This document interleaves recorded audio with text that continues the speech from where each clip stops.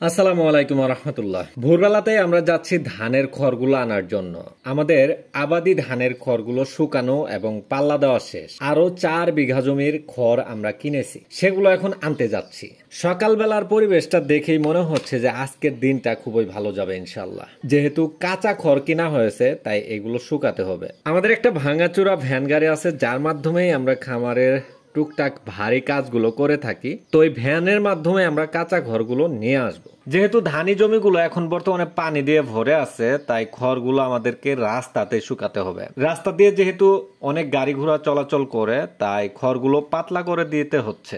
যদি খড়গুলো এখন পাতলা করে না দেয়, তাহলে দেখা যাবে যে গাড়ি চলাচল করার সময় চাকা স্লিপ করে পড়ে যেতে পারে। খড়গুলো সকালবেলা কিছুক্ষণ রাস্তায় নেড়ে দিয়ে গরুগুলোকে বাইরে বের করলাম। বাইরে বের করার পর প্রথমেই গরুগুলোকে কাঁচা খড় খেতে দিয়েছি। আমাদের খামারে এখন বর্তমানে মাত্র একটা ছাগল আছে, খাসি ছাগল। অন্য সবগুলো ছাগলই বিক্রি করে দিছি। এর কারণগুলো এর আগের ভিডিওতে আপনাদেরকে জানানো হয়েছে। এখন আমরা যাব হলো নেপিয়ার ঘাস কাটতে। তার কারণ গরুগুলোকে এখন বর্তমানে খড় খাওয়ানো হয় না, শুধুমাত্র ঘাসই খাওয়ানো হয়। এখন যেহেতু বৃষ্টি হচ্ছে, তাই ঘাসগুলোর গ্রোথ খুবই বেশি। পূর্বের তুলনায় এখন ঘাস অনেক বেশি বাড়ে, যার কারণে গরুকে শুধু ঘাসই খাওয়ায়। মূলত আমাদের এই ঘাসগুলো কেটে আমরা আমাদের ভ্যানের মাধ্যমে নিয়ে যাই, তাই ঘাসগুলো এখন ভ্যানে উঠাচ্ছি। আজকের সকালবেলার রোদে মনে হচ্ছে গাছপালা, রাস্তাঘাট সবকিছু অনেক খুশি হয়ে গেছে। মনে হচ্ছে সবাই হাসতেছে। এই যে ছবিটা আপনারা যা দেখতেছেন, এর চেয়ে বাস্তবে অনেক বেশি সুন্দর দেখা যাচ্ছে। এখন গরুগুলোকে আমরা ঘাস কেটে দিব।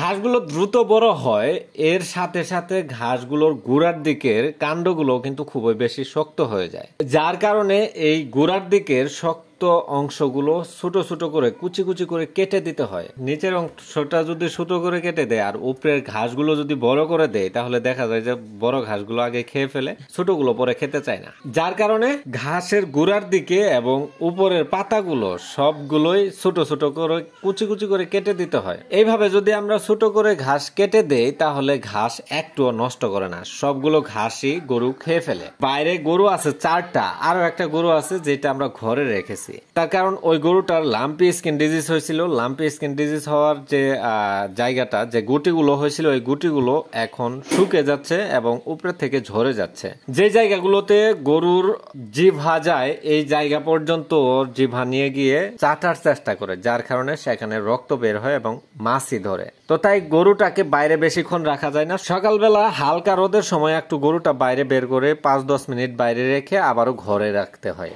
আমরা যতই বলি না কেন যে আমরা ঘাস নির্ভর খামারি, বাস্তবে বাংলাদেশে শুধু ঘাসের উপর নির্ভর করে খামার করা অসম্ভব। যার জ্বলন্ত প্রমাণগুলো এখন বর্তমানে ইউটিউব এবং ফেসবুকের মতো সোশ্যাল মিডিয়াগুলোতে দেখতে পাচ্ছি, আপনারাও দেখতেছেন। যে মানুষগুলো একসময় বলতো যে তারা ঘাস নির্ভর খামারি, এখন দেখা যাচ্ছে যে তারাই হাজার হাজার টাকার খড় কিনে স্টক করে রাখতেছে। গরুর খামার করতে হলে ঘাস, দানাদার খাদ্য, খড়, এই 3টাই দরকার, 3টাই খুবই জরুরি।